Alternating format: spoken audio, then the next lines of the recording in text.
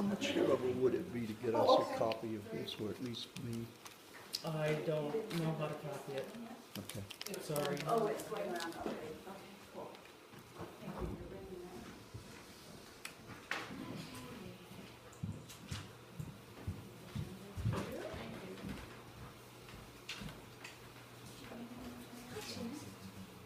How are you?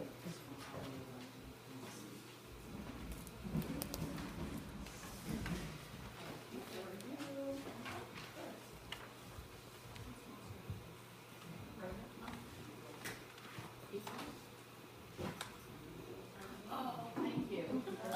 Do you need an agenda? Sure. Yeah. Oh, you do? I do. No, we need to bring it up. It will be. Okay. But. Okay.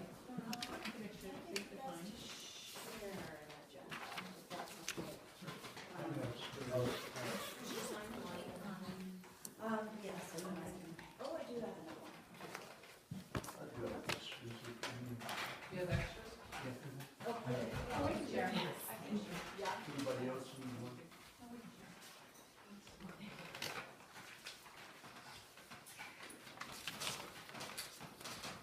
Well, maybe late arrival since we got the door open on it, didn't we? Yeah, possibly. Call me, please. We have some visitors. Some of their names I know, and I think everyone here does know, but some of them here. I'm Andrew, I'm just covering for Oh, Hi, Andrew. all right, we got Andrew, and Shannon, and Jeff. One in Shannon and two in Oh, Shannon. two Shannons? Okay. Is Natalie a Jenny? No, she went home, she's still, Not 100%? she's doing well, but not, good to get rest. You will have the names of the other visitors, I see. Okay. I think we've all met. And I need a motion to approve the minutes of the previous, without objection, they are approved. Jackie, can you guys financial report? Sure. The current month payables total $19,946.55. One item to note is a bill from Foster Pepper for $4,860, which is a legal bill. The current month's payroll totals $2,344, which represents 35.2 hours each for Elaine and Renee, and one event for 3 commissioners and $60 for Heather Dixon. And we require motions to approve the warrants and payroll as requested. As presented. Whoops, sorry. All right, you did, you moved. I did. I'll second that. Without objection, financial report, et cetera, are approved. Which gets us to the big feature of tonight. I love being a feature. Okay, well, I'll pass these around first. I'll make it one too. There. Oops, Oh, I got two. Did we want to ask? Sorry about that. Did we want to invite them in first floor? You should do that. Yeah. Oh, do we have public comments? I've got one, I have one. and I'll let Shannon go first. So limited to 5 minutes, please. Thank you. So everything I've done in relation to the hospital district since mid-March, I have done as a Point Roberts taxpayer. At your April meeting, Elaine claimed that I made my record request for private use, and I never said that. My request on the 17th of March started off with, I am personally making this public records request as a taxpayer. So that's just to clarify. The other issue is, or one other issue is your sign. And I found out in April that the taxpayers were going to pay for this. I did not know that before this. So Shannon Hardy had sent an email on June 13 of 2016 stating that the cost of the sign would be $6,790 plus tax plus permitting fees. She said that we'd like to use this vendor since they designed it and it is consistent with our other new signage we are getting for our sites. If we went to another vendor, we'd have to have a new design created, and it wouldn't be consistent with our other branding. Later in that same email, she pointed out that visits and revenues were down for 2016, so far with a small deficit. So I was a little surprised to read that, given that you want the taxpayers to pay a $7,000 sign and revenues are down. So on the 26th of June, Elaine sent a response back saying, "While the sign is beautiful and will help to highlight where the clinic is located and the fact that it is part of a bigger organization, I don't think it's business critical. I don't think we are going to suddenly see a massive increase in visits because we replace the sign." So Shannon wrote back again on the 27th saying, "I would also say that, though not critical, I do think the sign is important to priorities and messaging the Point Roberts Hospital District and Unity Care Northwest have been trying to impart for the community. So the hospital district really has no such priority, nor does it need any messaging since it's a tax-based organization." So then on November 9th, Can I ask a question? no, I'm gonna keep going. So on November 9th, Des Scooby, the executive director, wrote, "We are requesting a $20,000 increase to support the support provided by the hospital district. We are working with Natalia to change the underlying causes of the deficit. Visits need to increase, focus on outreach and engagement with Medicaid enrollees, which I believe is where you make most of your money, and Natalia planning her paid time off times around when we can cover with other nurse practitioners rather than a physician," which makes sense. So then on January 3rd of this year, Elaine sent an email to Des thanking him for coming up to their last meeting, which I assume was December. So during all of this, it just boggles my mind that, again, pushing for a sign when you're having a deficit. So then on January 30th, Des sent another email saying, "For the year, the clinic had a negative net income of $24,403. But again, the sign for $7,000 paid by the taxpayers is still being encouraged." So then I did a little bit of research into Section 330 grants. And since 2015, Unity Care has received $3,984,764 in federal grants. I believe the Point Roberts Clinic here is a federally qualified look-alike health center. And so that affects your reimbursement and other things. I need to do a little bit more research and find out if any of these grants, there's 4 of them in total, had anything or referred to Point Roberts, demographics, the clinic, or anything whatsoever. Because if they did, then we should be receiving some of those benefits. And if it's appropriate, basically, what is our fair share? So in 2015, the first grant was for $1 million, and that was for dental and behavioral health. And so I can get the abstract online, but I can't get the application, so I have to get the application to see if Point Roberts is referred to. And then in 2015, 16, and 17, you're looking at the Integrated Vital Monitor GE-centric EMR, which is a doodad, and that's $2,984,764. So a total of almost $4 million in grants, and I just want to make sure that if Point Roberts is referred to in any way, shape, or form, that we have gotten benefit, that would be our fair share. So thank you. Excuse Do you me? want me to try to respond to any of that? I mean, there's still things, Shannon, I'd wanna, do a little more digging into from what you said, so I'm not speaking off the cuff. There's some things I know very well that I can respond to. Okay. When you talked about the behavioral health and dental grant that was achieved, I'm pretty sure you're referring to our expansion grant. I don't know. Where's that? That's it. That's the abstract that was submitted. Okay, I'm gonna look at it real quick. Because the application, or the entire grant application is not online. Yep.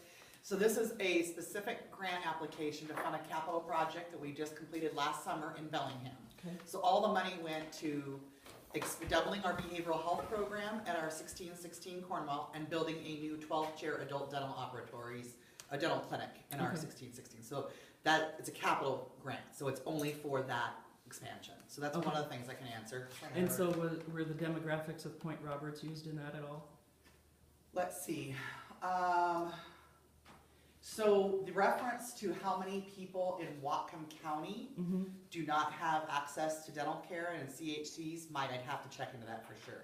Okay, Because we referenced all of what Whatcom County's deficits were, so I'm assuming it would, but I don't wanna, I like to check on that first, Okay. but I do think it was. okay, So when we applied for the funding, so there's this thing called what's called a UDS mapper. I'm not sure if any of you ever heard of it, but UDS is what we report on as part of our federal grant, and they put out they call it a UDS mapper, where you can kind of put in and see where Medicaid folks reside, like what zip codes they reside and where they're at. And so when we chose what our next project was going to be, we look at that data to say, where we think based on that is the most need. And so we chose the 1616 Cornwall location. And our second one, which we hope to do, but we put on hold for a year given the uncertainty right now in the political climate, is expansion in Ferndale. Because where all those different zip codes were, we felt those were the most unmet Medicaid services were. okay. Does that make sense? Yep. Okay. Trying to think of what else you said. What I want to double check is, I'm pretty sure now I know the answer to this, but I would want to double check it is, Point Roberts is different than our other sites, and I'm not sure if they're included as an FQHC status. I'm pretty sure they are. And so by doing, yeah, we are, right? Okay, so where that benefits Point Roberts is, and it is getting credit for it, is our revenue per Medicaid visit. Right, So we get an increased rate of Medicaid reimbursement for our Medicaid visits. right, So when you're looking at the revenue of the clinic, we count our encounter rate that we get as an FQHC as that revenue. right, So it does count into the financials. right. I get that. Okay. So that is there. In terms of your questions about the sign and the deficit, keep in mind that when the sign first came up, we were coming off of a year where we actually had surplus. And so it was when the sign discussions first began, we had a year of surplus. And so what we were looking at, what I proposed to you guys was first to use the money to potentially bring the dental van up here, Yeah. 1 or 2 times that next year, and to bring the retinal eye camera up an extra time. That was what we talked about using the surplus for. Yes. And so as that year started to progress and we were starting to plan the next year for when we were going to do that, we started to see we weren't having those surpluses anymore, we were losing money. Right, And part of the reason we were losing money were the reasons that Des said, right? The Medicaid, we were seeing more Medicare than Medicaid, were things that you can't really predict ahead of time. Your population, your payer mix can change and change that financial picture. But the other part of that too was that Natalia fell ill.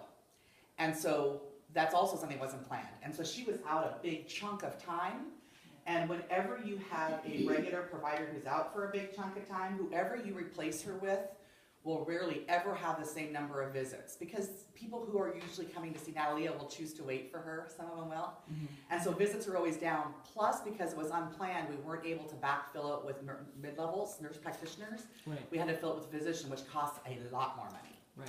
And so part of that deficit that we saw go down was really just the result of that situation coming up too. Right, but you knew by June. Absolutely, we knew by June. And when we first talked about it and approved the sign, that was, when we were first talking about the sign, that wasn't the situation. And so then it just became, when we were going back and forth with conversations, we'd already kind of had made, tell me if you guys remember this differently. I thought we'd already made the decision. And then as things changed, you guys were still talking with the, you had to bring it to the character plan committee, you were supposedly right, and you needed to talk to the fire department because it was their their place. And so all this stuff was kind of happening after the board here had already approved it, we weren't in that financial situation. So whether or not, had it been approved at the different levels, we would have said, hey, let's wait till next year and see how the rest of this year pans out. We never got to that point. No, on September 11, I was told, and I don't want to get into my role as a fire commissioner, but I was told on September 11 that you guys were ready to roll and wanted to sign up right away. Yes. Well, okay, so what I can say about that is, and this ultimately comes down to, I think that is probably as a taxpayer, sorry, but probably between you and the hospital district, as opposed, we did, our due diligence was to propose it, to bring it to the hospital district, and to say what we thought the benefits of that would be. That's what I did. And I will still say to this day, whether or not it's the right time to do it because of our, where we are financially, I personally think it brings value to the community. I think that one of the things we've been really trying to do here is to take what Virginia built, which was a phenomenal clinic, and to say, hey, we want this to really be a primary care practice for our community. And a lot of folks in the community had thought of it a lot as an acute care clinic, and so we were trying to give a look and feel to the clinic that projected that we were a true family practice clinic there for the community. Then why In didn't you pay for partnership. it? Huh? Then why didn't you pay for the sign is the question everybody in the community is now asking. Why would you put that on the taxpayer is the question they've I disagree that asked. everyone in the community is asking that question. I think there's a select few who are asking that question. And I think, to be fair, what you're seeing is just in writing. We had many a conversation at this table, which we can't now recap how that all grew. And we had some very candid conversations about the pros and cons of the sign, and a lot of the things that Shannon is saying, Well, in fairness, I want to say, even though it was ultimately your guys' decision, you guys also shared concerns about the cost. Yes. And we talked about what the negative of that was versus what we might gain from bringing it on. It was a very lengthy discussion. It wasn't made quickly and in fact, we didn't even make it at the first quarterly meeting I presented it. We talked about it, and we came back and talked a quarter later again about it. So I do want to say that as well. And whether or not, as a taxpayer, you see the benefit of it or not is obviously your prerogative. I felt that it was an important thing to do, and I thought that it actually, the way it was presented, would be something that really shared that we were a partnership, but we were also a family practice. And just out of the payment thing, Unity Care is a larger organization.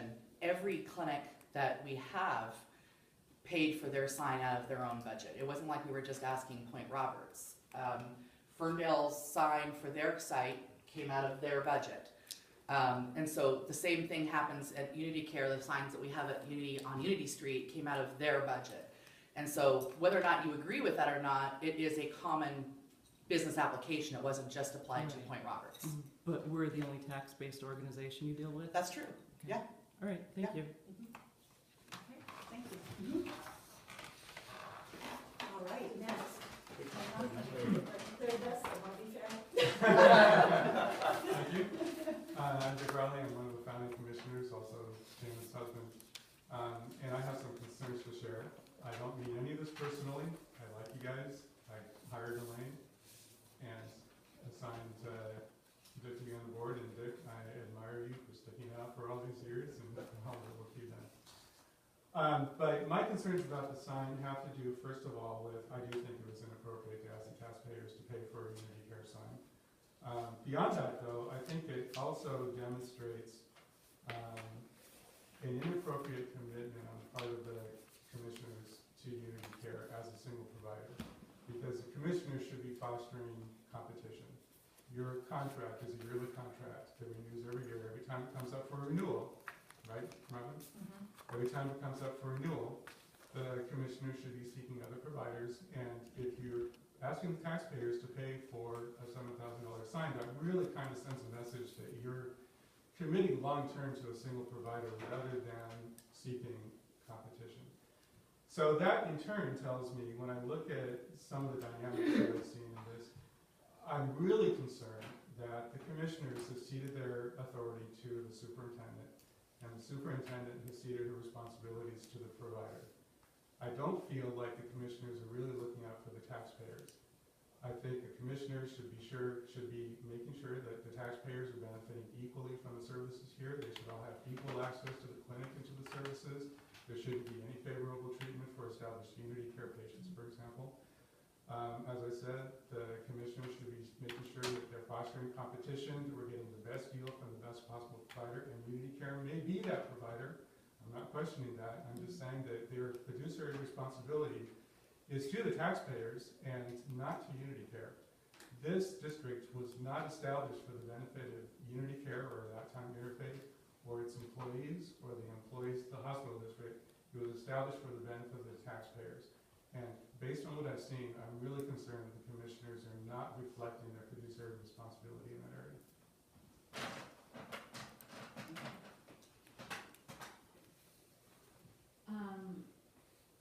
Correct me if I'm wrong, but I thought at our last meeting we made a motion to drop any more discussion about the sign, is that correct?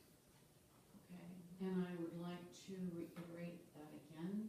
We made a decision to let go and leave it, and I would like that to be recorded as a reminder against the record. No more discussion about the sign, it's done, we made a decision and that's it. Does anybody want to address Vic's comments about fiduciary responsibility? We have made several attempts to find someone other than Unity. I think when you left the board, there was a problem with Interfaith, as you recall. There were some problems. And I think they've improved since then. They've shown much more Unity is efficient. Oh, absolutely. Quantum levels above what Interfaith was doing. I believe it. It is not easy to get a vendor to come over to do it. If you learn of someone who is anxious to come over, let us know. Well, I understand in our conversations with Peace Health, what happened with that? As I understand it, we're not interested. They were not interested. We went out to RFP, Des is aware of this. Yep. And I don't recall what year it was, I apologize. I thought it was but like 2 or 3 years ago. yeah, at least, I think. And we sent out a request to a number of different entities out there. I followed up by phone personally with every single one of them. The only one that showed any interest was Peace Health. They came up, they had a tour of the clinic, we drove them around the community, showed them what the community was all about, and they came back and said that they were not interested in working with us. Could they explain why? Pardon me? Could they explain why? You know, I may have it in an email somewhere, but it was, you know, it's a lot of work, it's a lot of remote, it's, you know, getting providers up here. Other than that, I have no idea, I can't recall. That's not serious. But they just were not interested in proceeding. And since that time, we've had a number of different conversations, and again, Shannon is aware of this, we've been very open with her about this, about considering running the clinic ourselves, and what is more responsible in terms of what we can provide to the community with the services, whether we go through Unity or whether we do it on our own. And unanimously, it was agreed that the services that we can provide to the community far exceed doing it this way, and we couldn't run it in today's climate on our own. There is not a chance. Yeah. But the clinic initially started out with Interfaith was gonna run it themselves and there wasn't gonna be a tax base. So is there any look into doing it that way, to remove the tax function from the clinic and just have Unity, have it be a true Unity entity? No, I haven't I had don't think we any discussed that. conversations about that. Yeah, and, you know, I suppose we could, what I, you know, I can speak somewhat for organization, but these are things I'd wanna discuss with Des, obviously, as the CEO. don't feel you. I realize that, so I would need to chat with him about it, but what I can say, I think I feel comfortable saying that I know he agrees with is that, you know, we're not in Point Roberts to make money. We don't make money in Point Roberts, and in fact, what I would also say is that we talked, in fact, the staff, this won't be a surprise when they hear me say this, what we just talked about today at our staff meeting, is that, you know, if you look at we serve 1 in 10 patients in Whatcom County now. We serve, I think it's 20,000 patients or something like that. We did over 80,000 visits. Last year in Point Roberts, I think we have 523 patients. So Point Roberts is 100th. It's a very small part of our business. But I can tell you that as a chief operating officer, as a proportion, I spend much more time with this clinic and all the work we do than I would proportionately if I was looking at proportion of my time. And we don't make money off of it. And so we're not doing it for that. If it was that, we would have pulled out of this a long time ago, because the amount of time it takes me to do this is not returned in revenue at all. We're a nonprofit. We're not interested necessarily in revenue. But we are interested in making sure that we're not going broke because we're paying me to do work for a disproportionate size of clinic. But we're committed to it because we know this community is very remote. When they came to us and we were asked to do this, we wanted to make sure people in this area had access to healthcare. We felt our commitment is to making sure people have access to healthcare. That's what our whole mission is.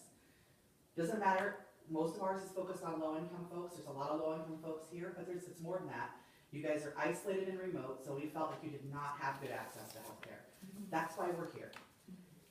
I think I feel very comfortable saying that, and I told this to Elaine before, if you think you can do it yourselves, or you can find somebody else that you think would be a better partner for you, we're not opposed to that. We don't, you know, this isn't a competition. We want what's best for the community, and if that's us, great. If it's not us, that's also okay.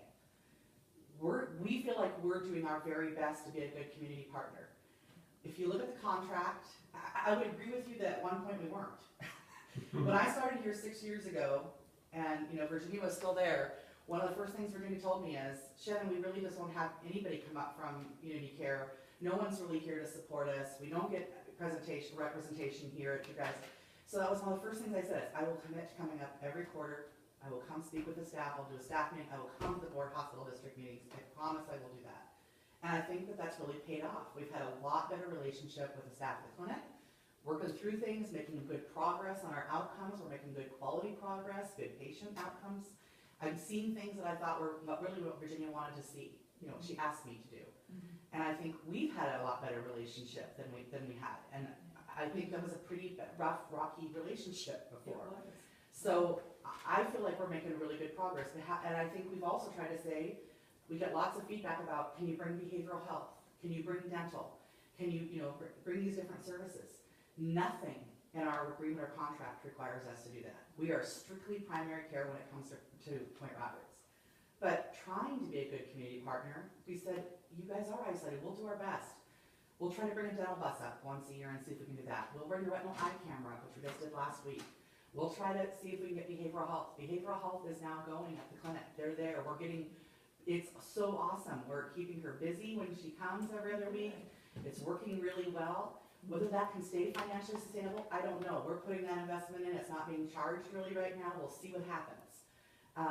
So we're trying to be a good community partner, but if you guys don't feel like you're getting a good community partner or that you can do better, we're not gonna, this isn't gonna be an antagonistic thing. I will part in happy ways. I want what's best for the community. And we're trying to give what we think that is. If you don't agree, that's just fine. We just don't want people to not have access to care. That's why we're here. Well, I'm certainly not looking for an adversarial relationship, but I am trying to be sure that the lines of authority are appropriate, and from what I've seen, I'm concerned that they're not, so that was why I made my comment. Can you guarantee that everyone has equal access to the services of the clinic, and that? Well, when you say guarantee, let's put it this way, our mission statement says that, and what I would expect is that. I'm not here to get every single phone call that comes into the clinic to know how it's handled, but that is my expectation. But Well, what are you establishing hearing, I mean, what is your concern about who's not getting Yes. access? that people who are not established community care patients may not be scheduled. Okay, well, let's put it this way, it is my we're here to serve anybody that, you know, on the point that needs access to care. We're trying to move away from being just an urgent care, like, you know, we want, but yet we're also here for that. We recognize there's a lot of folks who have their primary care, let's say in Blaine or Bellingham, and something happens and they fall and cut themselves. We're here for them, for that reason. Anybody here on the point that wants to establish with regular care with us, we're also here for. We want to promote that continuity. It's not to try and not provide access, but if you look at all the studies out there, they say that if you're bouncing around seeing different providers, look for your diabetes, I'm not talking about cut or laceration, but if you're diabetic and you have a doctor in Bellingham and you go to him sometimes, but you come to us other times for it, and you go somewhere else, that the continuity is a major issue in you being able to control your diabetes and actually have a good outcome. So the clinic does encourage you, if you're getting, if you're seeing someone else for a primary care relationship, that you should get those conditions addressed with your primary care, whether that's with us, if you choose us, or whether it's with your primary care provider elsewhere. It doesn't mean we won't see you, we won't refuse to see you, but we will encourage you to do that because it's actually in your best interest as a patient to have continuity with one provider for chronic conditions, those kind of things. Not for, I cut myself on the beach. That's a different story. Does that answer your question? If you're hearing and getting feedback that that's not the case, then I certainly want to hear from you. So, I'll just raise the flag that hasn't been everyone's experience, but I don't want to break someone's confidentiality. Okay. So, Well, one of the things I'm happy to do is give you my business card, and if that person, you can give it to them, if that person would like to chat with me about their experience, I'd be happy to talk to them. okay, I'll take that. Okay. Thank you. Can I just say, I mean, I've been sort of serving on this board for over 10 years. So I was here, you know, when Virginia was here. So I've kind of been around for a long time. You know, I was here when the relationship with Interfaith at the time was not so good. And, you know, going through the transition of Virginia's retirement, we explored as a board, you know, it's always been kind of in the back of our mind, especially with the Rocky relationship, kind of making sure our number one priority is to keep the clinic open, right? That is, you know, us as a board, we serve the taxpayers, you know, making sure that, you know, that we have that clinic. So, I mean, we really have done a lot of work, you know, in and around investigating, running the clinic ourselves. We've investigated, you know, other providers, you know, possibly. You know, we just really wanted to make sure that should we no longer be in contract for whatever reason with Unity Care or, you know, that we had a plan B. So, you know, I'm going to stand up for this board and say that we've absolutely done our homework. I mean, I think you kind of just come in, you know, in the last 6 months or so, you know, around this sign issue, but I've been here for over 10 years. So, and I think we've done a really good job. And, you know, just being prepared, you know, for whatever comes.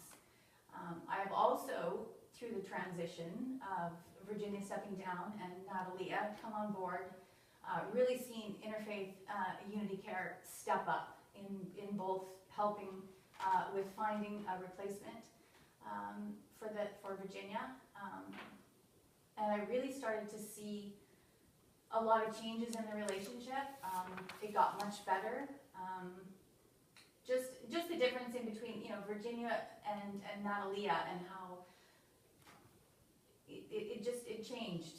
You know, Natalia, I really saw Unity Care as a great support system for her, you know, when she, you know, and as a board member, I really felt we needed to get behind that, because it was very important to her success here, and I think it's been huge.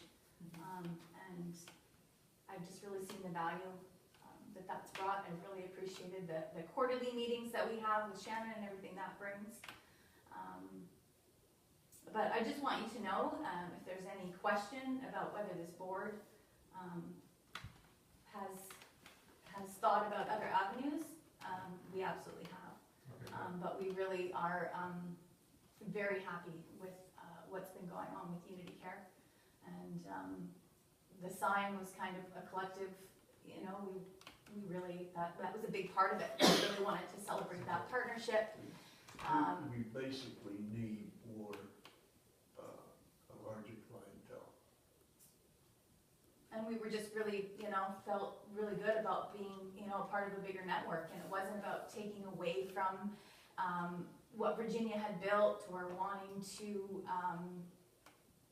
get away from the grassroots or, you know, forget about Ed Aiden collecting cans or any of that. It's just kind of really representative of how far we've come and where we are today. And, you know, who knows, 5 years now, 10 years, that could change. It could be something different, but I don't really see it, you know, right now. I'm pretty comfortable and want to continue to grow and see, you know, how much more we can bring to the community. So. Well, one comment to also make is that, you know, the sign that honors Ed is actually on the building of the clinic, Yes. not on the sign out front. Right. And if you remember right, when I came the very first time, I said, we will never remove that sign of Ed. That is the history of the clinic, and it's important to always recognize that. So it was never an intent to undermine that. No. And it was addressed in the meetings that we had with you. Right. It was brought up, Right. so that's, yeah, that was definitely addressed. Excellent. Do you mind if I just make one comment? Just as being one of the nurses, and also having to schedule some of the appointments for the patients as well, there are going to be a couple of times where we're not able, depending on how we're booked up for that day or for that week, if a patient calls at noon and wants the appointment that day, sometimes we wouldn't necessarily be able to see that Oh, yeah, I patient. understand. So please know that. Okay, sure. And there would just, so for continuity of care, we would maybe ask them, you know, do you have a provider that you can see? Just to also put that back on their laps and things, so. Okay. Thank you. I think we've been actually lucky, fortunate, whatever is the word. I'll be honest, when Virginia retired, I was worried. I mean, I was happy for her because she's worked so hard her whole life and she put a lot into this clinic. So I was happy for her and I wanted to support her in that. But it is not easy to find a provider that wants to, you know, work and live in Point Roberts. It has to be the right person, right? I mean, it's like not everybody retires here. I mean, I've always told you guys, I love it when I come up here. I love it. But it's not everybody's cup of tea, and finding a provider is hard. Yeah. And it wasn't just Virginia. We also ended up losing Valerine too in that process, if you remember. And Val had been there for a very long time, and she wanted to do something different.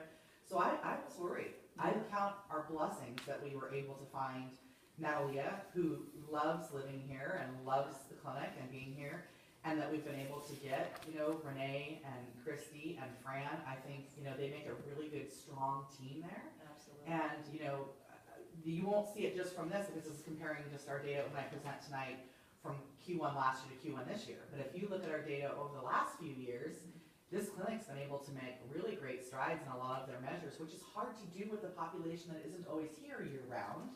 You know, you know, we got a lot of people in the summer and not so many people in the winter, and you know, we have some people that come to us for regular care, we have others that don't, who come to us just for certain care, for urgent care, and then go somewhere else. But we're kind of measured as a QHC, I told you this before too.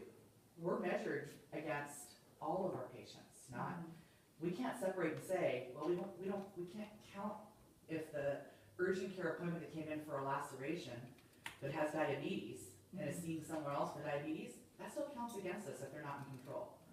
As an FQHC, we have to report on all of our patient population.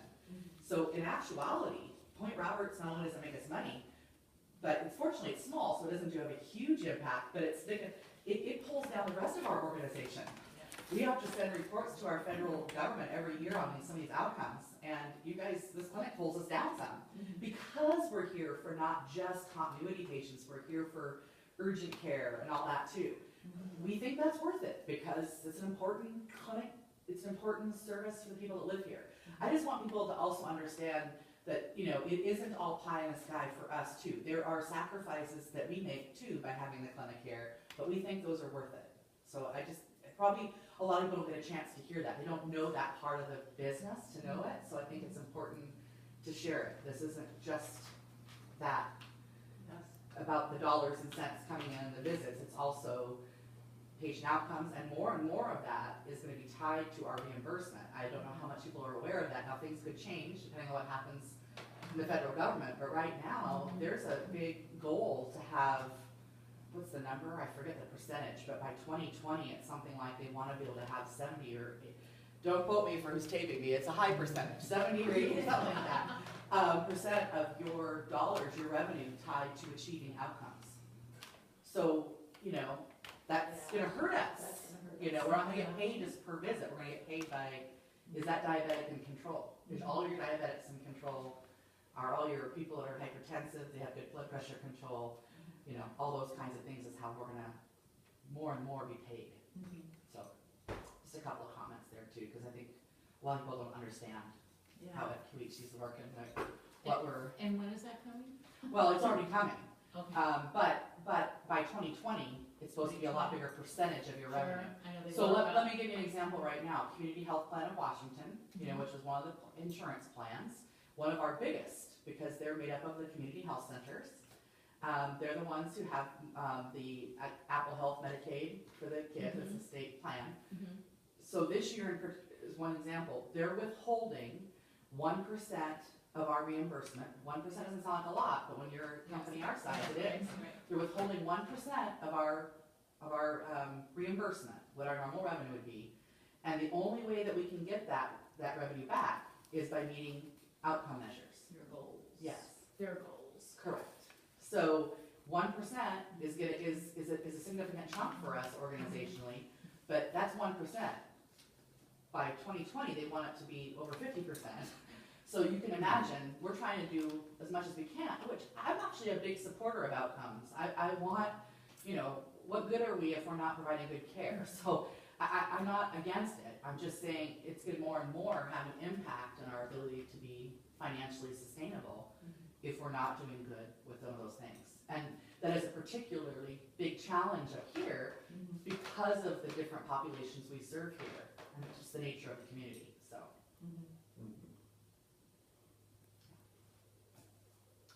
All right. Are we good I to move think on? that's a segue. You guys ready for the report? You ready for the report? Yes. Okay, so there's some good news and some not so good news, but. Can I share with you and I'll hand one of these over? If you're. Oh, Yeah. I have an extra one. Oh, do you? Yeah. Okay. Thank you. I try to give Shannon two. Okay. I'm gonna do my usual spiel because I think it's important, but the triple lane is IHI, right? What is it? I always forget that. Institute for Health Improvement, I think, or something like that. It's a nationally recognized body, so we've kind of adopted their triple lane, which is really kind of focused on 3 legs: to improve the quality of care, to improve patients' experience of care, and to reduce the cost of care. So really, almost all of our measures we choose will fall into one of those 3 categories. So if we look over on the next page, this is our providing healthcare services to more patients. You'll see on unduplicated patients, it's pretty stable, right? We had gotten as high as 572. Our low was 522. This is since the first quarter of 2014.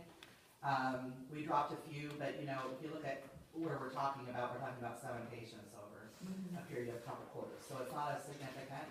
But this does speak to what Dick was saying earlier, that we're not really building our base. We're staying pretty level. Okay, and then we go on to our first quality measure, adult hypertension patients. This is patients with blood pressure control that have been diagnosed with hypertension. Our goal for this year, for the Point Roberts Clinic, was to get to 80% of our patients that have hypertension. So you can see last year, Q1, 70% of our patients were in good blood pressure control. A year later, we are 82%. That is an actual very large improvement from one year to the next. So we're very excited about that. I will say, as you're looking at these numbers, pay close attention to the denominators. right? So this one says 60 and 68. Now that's not extremely low. There'll be ones that are lower that you'll see at other places, and ones that are higher. But the lower the denominator, the easier, or the easier it is to make progress on a couple patients, and also the easier it is to fall. All it takes is 1 or 2 patients to you get to now all of a sudden not be compliant to really throw you off. So I want to make sure I mention that as we're looking through this. And so diabetes retinal eye exams, this is the one we've struggled with for quite some time. And the biggest reason is it's very difficult for us to get diabetics to get their retinal eye exams. It's with a ophthalmologist, and very few are willing to leave the point to go to do it. And I get it, it's hard. It's not cheap, especially if they don't have insurance and they can't get covered at an ophthalmologist. It's a long ways to go. And so us trying to bring that up has been a challenge. We had brought the retinal eye camera up last August. Yes. And we had really thought we were going to make a big dent, because look at the number, it's only 32 people, right? 31, 32 people. So that's not a big number of people. So we thought we could bring that up there, we're going to make a big progress. The problem is, this is an annual measure. You have to get an eye exam if you're diabetic every year. So we brought the retinal eye camera up, but I couldn't figure out why the next quarter's results came back and we dropped. Like, how did that happen? Well, because all of the people had fallen off, right? That didn't go get it somewhere else again.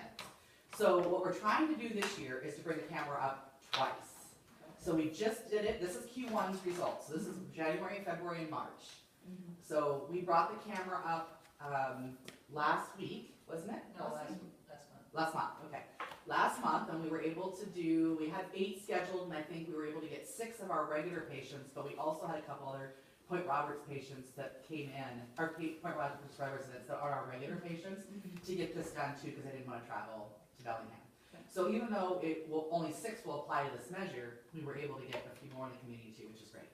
6 will make a big difference on this. I know it doesn't sound like a lot, but when you have only 31, it will make a big difference. We'll be definitely over our goal for the year.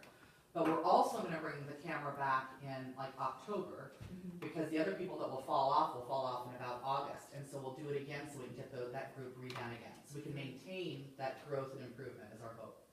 And so ideally, if we can swing it, because it takes us to bring a registered nurse from Bellingham, from our site there, to load up the camera, the retinal eye camera, bring it up here. It's not, exactly easy, but my hope is that we can do that twice a year. If we can do that twice a year, we'll not only be able to maintain the folks that are due every year, but we should be able to also continue to make progress on that group that's not getting them. That's our hope. Okay? So I'm anticipating seeing this be a lot better number at the end of Q2, which will, when I come back next quarter. Okay?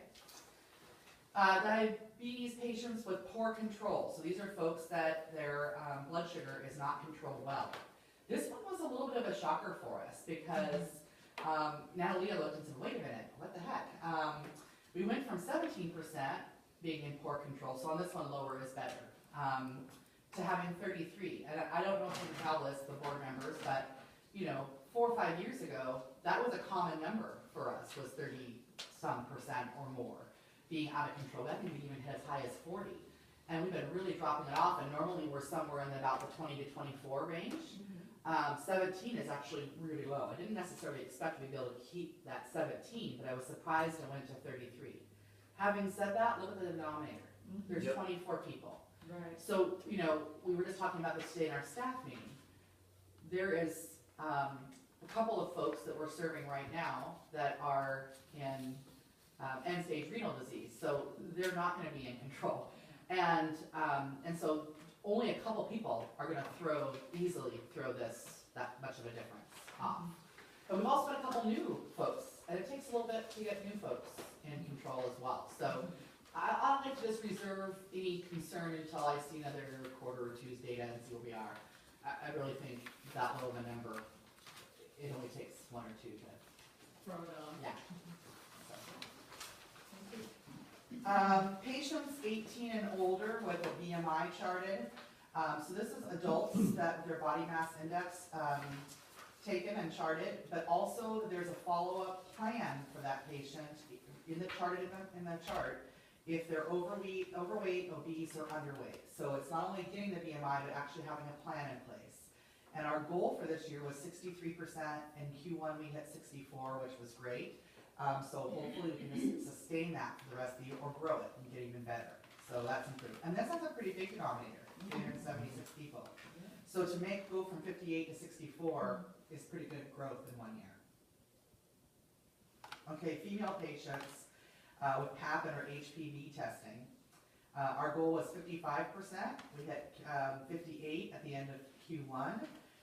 You can see that's a big improvement from a year ago, from 42% to 58 is quite large. The denominator isn't small, but it's also not big, so it's kind of in between. But they've been working real hard, the clinic, for this one, so this is good. One of our big focuses this year was on HPV. Is everybody familiar with HPV here? Okay. Our patients receiving complete childhood vaccination series. So Q1 of last year, we had 81 patients in our denominator. This is an organizational measure. And we have many that are just Point Roberts. This one here is one that's for the whole organization. Because if you look at the whole organization, there's still only 81 and 73 in the top. We don't have a lot of kids. So to try and do it by clinic, it wouldn't be useful data because there's such a small number. And so you can see there was improvement from last year first quarter to this year first quarter. What this picture doesn't tell you, I like to compare year to year because I think that's more relevant and gives you better information than just going quarter to quarter to quarter. So you can see it over a year's time period. Yeah. And also we do see in our organization, not for all measures, but for some, that a quarter to quarter, year to year actually shows some variables. You see trends.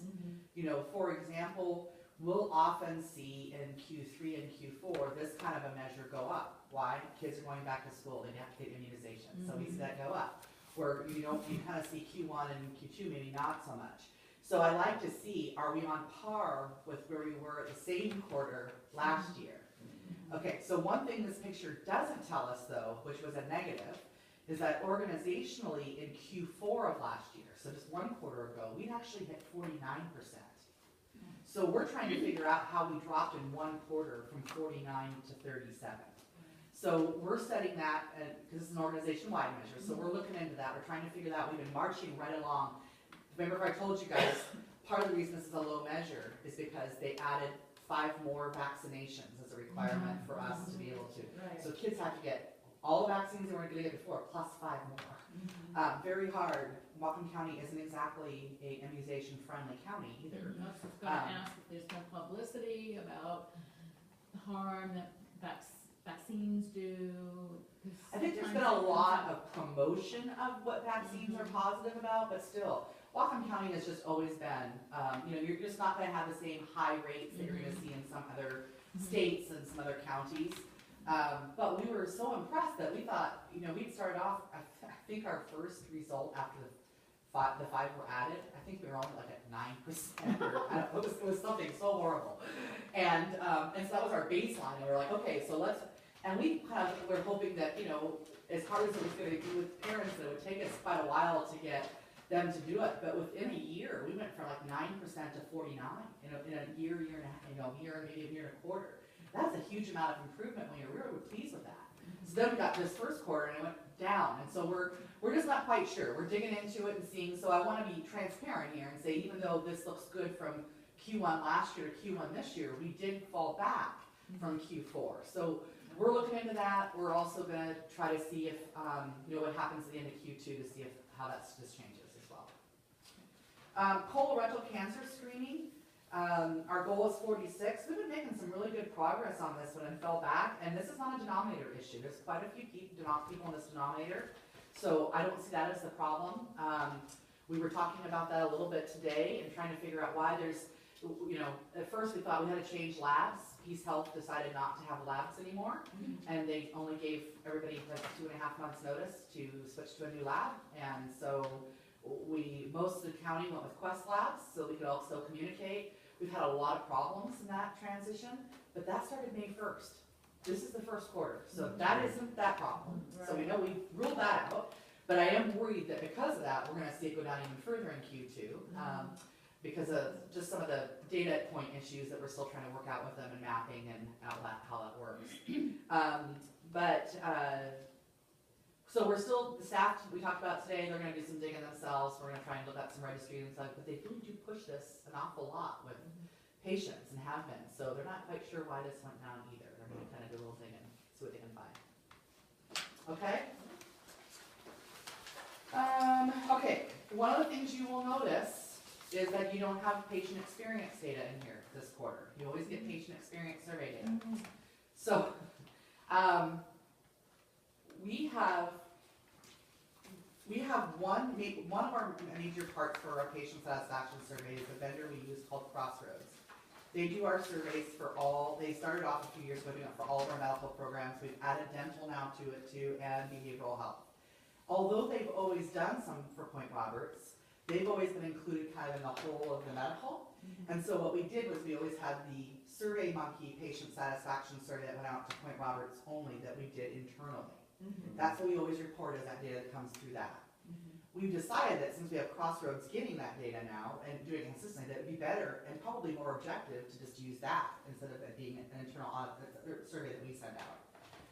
We made that agreement, but there was a dropping of the ball, so to speak, in the fact that I didn't realize they were stopping when they stopped, and so Crossroads is collecting it, but they had not separated out Point Roberts on its own yet. So you don't have it for Q1. But starting in Q2, what I've arranged with them is to pull Point Roberts out separately from the other clinics so they can report specifically on just the patients that are seen in Point Roberts, and they'll be able to give us report data that way. And what I expect will happen is, if it's the same as it is for everything else, is that one of the benefits of using their data is that they benchmark it to other state community health centers and nationally to other community health centers. So that we get a chance not just to see, okay, well great, we had all these great comments and we had a good score, but how do we rank and compare to others in the state and to others in the nation? And organizationally, we do really well with that in our clinics, but we've never done that specifically for Point Roberts. So I'm excited to see it. I'll be interested to see. Who is it we're using now? The vendor is called Crossroads. Crossroads. CROSSROADS. We don't have this quarter, I apologize for that. It won't be that we couldn't potentially, they collect the data, they just have not separated it, so it's really just kind of hard to look at specifically for Point Roberts. Yeah. But if everything goes the way I've asked them to, we should have a good report for Q2 and moving forward. Okay?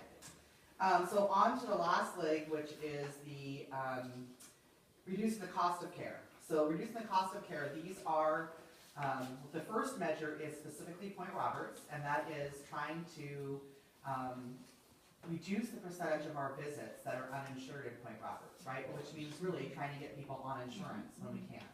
And so you can see that it's been really stable in 2016 and in 2017, but coming from 13% of being uninsured in 2013. So we've done a really good job reducing the uninsured rate in Point Roberts. Now it's just going to be a matter of what happens nationally. Can you tell me the percentage for 2016, 2017? I can't read it off here. 4%, sorry. Actually, I can probably lighten that up next quarter too. Okay, so so 2016. So we went from 13% to 6 to 6 to 4 to 4. Oh, so it's about the same. Yep. Okay. Okay. Okay? Yep. And then the last two slides are slides that are organizational. These are out of the prescriptions that we prescribe, what are the percentage that we're using generic prescriptions, right? You can't use generics, not all generics are appropriate for people, but in general, the vast majority, they are. So Community Health Plan of Washington has set the goal of 87% of our prescriptions to be that. You can see that Unity Care is a little bit below the all CHC average of 88, but we are meeting the goal of 87. Part of the reason that we're always going to be, this is the one measure, in most measures we're actually higher than most community health centers. In this one we're always either even with the other CHCs and sometimes we're slightly lower. And the reason for that is that we have a really robust communicable disease program, HIV, hepatitis C. And with a lot of those drugs that are really expensive and you can't use generics very successfully, so you're often using brand. So we expected that we will always be either at goal or even a little bit below the other CHCs because of that program. Not a lot of the programs have this. We see the vast majority of HIV and Hep C patients in Whatcom County. So, okay. And then the last slide is ER visits per 1,000. This is an area we do very well in. It hasn't historically been that way. A year or two before I started, they had a big campaign to work on this because ours were really poor compared to their community health centers. So it's been great that the last 6 years we've seen a really steady where we're doing better than the CHC average across the state.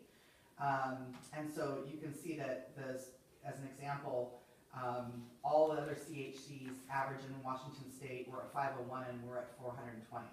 Now, having said that, I still want to say what that number means. It still means that 400 in Q4, 420 members out of 1,000 members on our roster use the ER. So even though we are well below the average, and you can see how many people use the emergency room for care. Now this has been dramatically going down. This used to be sometimes in the 600, 700, 800s. You know, that's 80% of your members who had an ER visit, you know. So this is really going down, which is good, but there's, in my opinion, there's still a long ways to go when this many people still, you know, this probably isn't all emergency. This is probably people who don't have primary care or don't have access to it when they have their issues. You know, sometimes it's going to happen because it's after hours, it's in the middle of the night, whatever, but there's still a number of people who go during the day, so we're continuing to work on this, and it's come down a long way, but I still want to say it, it's amazing to me that That's a many real people- tough one nationwide. It is. Real It is a tough. big It has tough been one. for a long time. So that's my report for the quarter. Is there any questions on? I'm gonna ask if we can get something else. Yeah. You know, it would be interesting to see past 12 months, that immediate preceding 12 months, as opposed to the 12 months preceding that. That way we can see trends, I think, a little better. Say that again. Well, I'm thinking the same way you are. You're doing this quarter versus the same quarter the previous year. Right. I'm saying this, in addition to that, get a previous 12-month, most recent and the previous year. You mean the total? The Yeah. total for the 12 months? So that total? instead of having, as most of these charts do, 2 bars, you would have 4. One So one per comparing quarter. quarters, one comparing the annual. So are you saying you'd like to see Q1, 2, 3, 4 in the current quarter? Yeah, but Okay. I'd like to do that for the immediate preceding quarters and the 12 months before that. Right. So if I didn't, so this, just bear with me for a second. If this is Q1, right? We just said Q1 of 2017. What you would have liked to have seen is I want Q1 that. of 2016. I appreciate that. Right, That the helps. Q1 of 2016, the year prior, and Q2, 3, and 4 of 2016. Sure. Is that what you're saying? Yeah. Okay. So it's really the prior 4 quarters. Yes. Okay. That's not hard to do. I can do that. I didn't think it would be, but the larger number, you eliminate some of Sure. it. That's okay. It's funny that you say that though, and probably because you guys, we have a lot smaller denominator, it makes a lot of sense up here. Yeah, We used to do that, and our board in Bellingham said, don't do that anymore, it's too much data, just do quarter one, quarter one. So it cracks me up, this is, you know, please one group, you know, please another. But I will say, part of that's probably because the numbers are a lot bigger in Bellingham, we're here, that would be useful, given the smaller denominators. So I'm happy to do that, prior 4 quarters. Okay, can you add that, Jay? Any other questions or comments or? I heard something in regards to, is something changing about nurse practitioners and what they're gonna be able to, in the coming future, what they're gonna be able to bill for or write scripts for or something? I had someone come to me and was just concerned about seeing a nurse practitioner and wondering if there were going to be any future limitations as Not far as that I'm aware what of. they're able to do now. Not that I'm aware of, no. No laws coming in that Not they're that I'm gonna be. aware of. Okay. That doesn't mean, Robin, you know, I try to keep up on stuff, it doesn't mean I could be missing something, but, I don't think so. Are we sure it's nurse practitioners, not physician assistants? I ask that because not that I've heard anything about physician assistants, but they do change that quite regularly. because PAs are not independent providers, they actually have to work under the supervision of a physician. They can see patients independently, but they have to be supervised by a physician, where a nurse practitioner is an independent provider. So I wondered. She said nurse practitioner, but she was just making reference to, I guess that's why she left her, she's a new member to the community, and, I was maybe just concerned about coming on with a nurse practitioner, having that information, so I don't know. Is she from Washington State? She lives here now, but she's not, no. Well, I asked that because every state is different. Okay, So maybe that, when she left, that's why I was Hampshire? asking, okay, so that could be very different than here. So it might be not a, Okay. because most of that kind of stuff comes from the state level, Okay. not a federal or Because that's where national they're thing. licensed. Right, so it could have been just something in New Hampshire, okay, or, yeah, I said, oh, I don't know, I'll yeah. Not that I'm aware of, I haven't heard anything. find that out. And I think I probably would. It would be kind of important. Although if it's not, and I come back next quarter and I say, you were right, I will be glad to say I was wrong.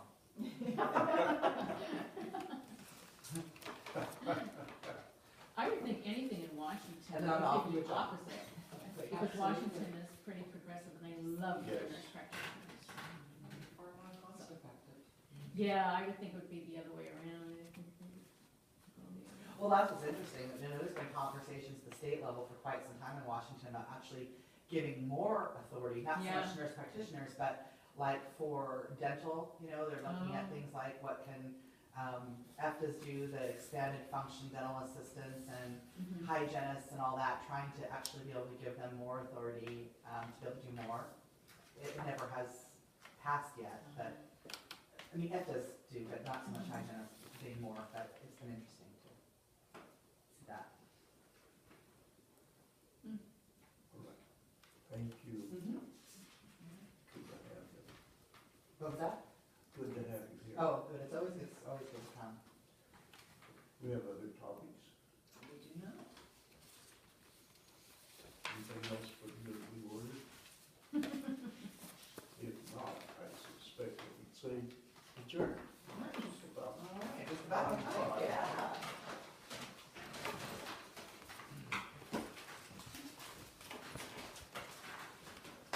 Where did you guys go for dinner tonight? Well, there isn't much left. I know, Compass Rose, but you know what, I love it there, it's great. Yeah. But I have to say, I miss Harsters. Oh, I know. I just, it's not that I don't love Compass Rose, I mean, it's great, but Brewster's just had some character about it, I love that place, I just love what felt inside and the way they decorated, I don't know people like you do, but I always loved the people that work there, that were so neat, and so I miss that place, so. Yeah, the Compass Rose is kind of a little colder. It doesn't have that one. Yeah. Yeah. So like I said, okay, it's good. We got done with our meeting late tonight, our internal staff meeting, so we didn't get finished until we were right at 6. So Renee called over and said, if we come the next 5 minutes, can we get us out there by 10 to 7? And they said, yes, and then she hung up and she goes, why don't we just grab a order real quick? So we did that, then drove over and. Yeah. A little step up from the, Yeah. Yeah, we haven't done the deli thing again, I kind of want to do that again. I don't.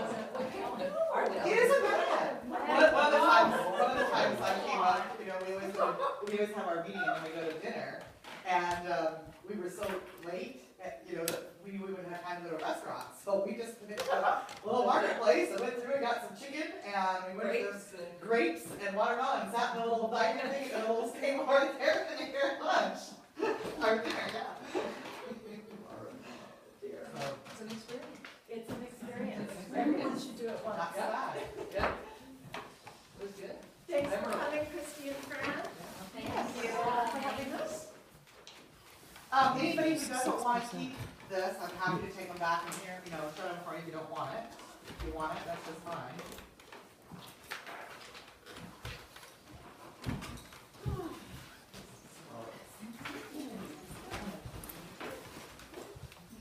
Get people away, Nice.